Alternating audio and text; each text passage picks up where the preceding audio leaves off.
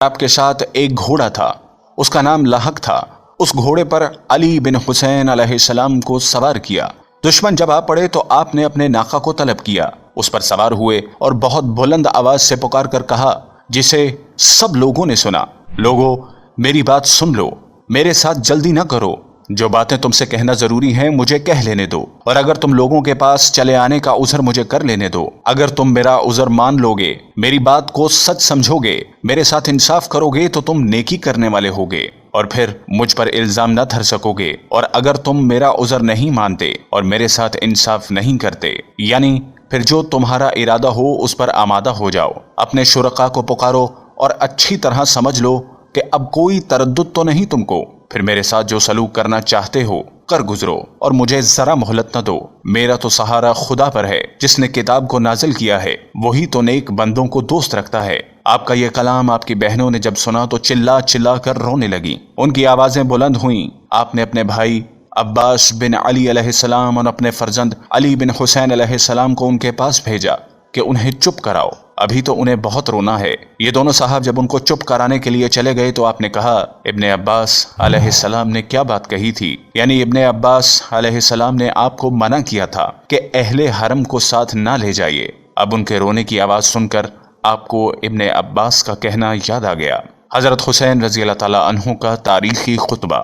جب اہل حرم کے رونے کی آواز موقوف ہو گئی تو آپ نے حمد و ثناء الہی کی اور اس کی شان کے لائق اس کا ذکر کیا اور اللہ کی صلوات محمد صلی اللہ علیہ وسلم پر اور اس کے ملائکہ اور انبیاء کے آل پر بھیجی۔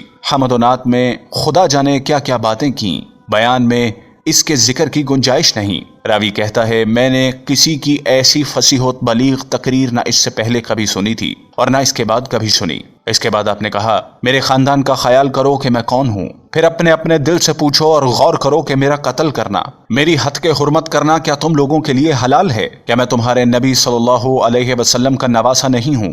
کیا میں ان کے وصی وابن کا فرزند نہیں ہوں جو کہ خدا پر سب سے پہلے ایمان لائے اور خدا کے پاس سے اس کا رسول صلی اللہ علیہ وسلم جو احکام لے کر آیا انہوں نے اس کی تصدیق کی؟ کیا سید الشہداء حمزہ رضی اللہ تعالیٰ عنہ میرے والد کے چچا نہیں ہیں؟ کیا جعفر طیار رضی اللہ تعالیٰ عنہ شہید ذوالجناحین میرے چچا نہیں ہیں؟ کیا تم میں سے کسی نے یہ نہیں سنا کہ رسول اللہ صلی اللہ علیہ وسلم نے میرے اور میرے بھائی کی نسبت یہ فرمایا کہ یہ دونوں جوانان اہل بہشت کے سردار ہیں؟ جو کچھ میں تم سے کہہ رہا ہوں یہ حق بات ہے، اگر تم میری تصدیق کرو گے تو سن لو۔ واللہ جب سے مجھے اس بات کا علم ہوا کہ جھوٹ بولنے والے سے خدا بیزار ہوتا ہے اور جھوٹ بنانے والے کو اس کے جھوٹ سے ضرر پہنچتا ہے، میں نے کبھی جھوٹ نہیں بولا۔ اگر تم مجھ کو جھوٹا سمجھتے ہو تو سنو، تم میں سے ایسے لوگ موجود ہیں، ان سے تم پوچھو تو وہ بیان کریں گے۔ جابر بن عبداللہ انصاری یا ابو سعید خضری یا سہل بن سعد سعدی یا زید بن ارقم یا انس بن مالک رضی اللہ تعالیٰ عنہ سے پوچھ کر دیکھو، یہ لوگ تم سے بیان کر دیں گے کہ انہوں نے میرے اور میرے بھائی کی نسبت رسول اللہ صلی اللہ علیہ وسلم کو یہی کہتا سنا ہے۔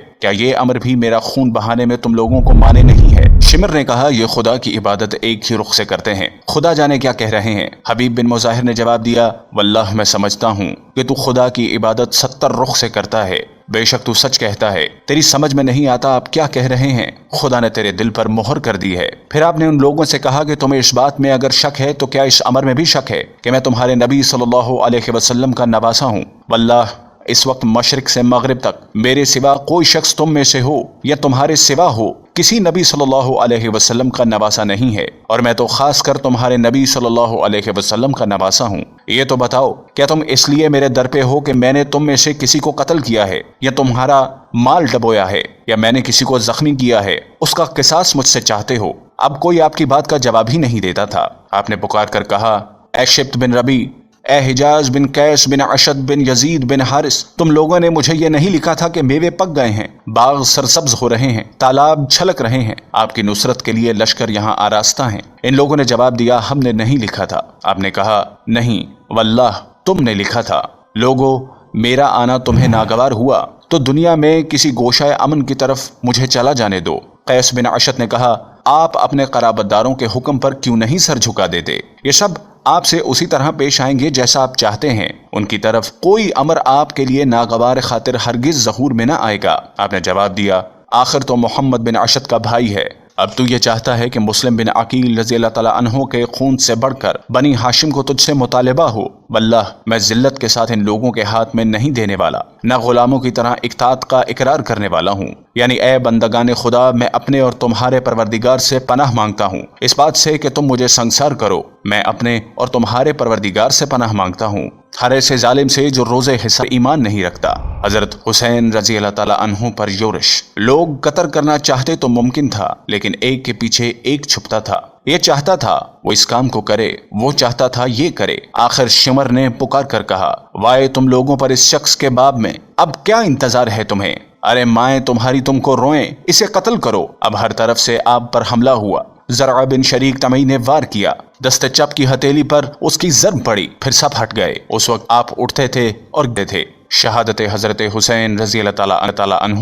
پھر اسی حالت میں سنان بن انس نخائی نے آپ کی ماری، آپ گر پڑے تو اس نے خولی بن یزید عصی سے کہا، سر کاٹ لے۔ خولی نے ارادہ کیا مگر اس سے یہ کام نہ ہو سکا، کانپنے لگا۔ سنان بن انس نے کہا، خدا تیرے بازوؤں کو توڑے، تیرے ہاتھوں کو قطع کرے۔ یہ کہہ کر وہ اترا، آپ کی طرف بڑھا، آپ سر کاٹ لیا اور خولی کو دے دیا۔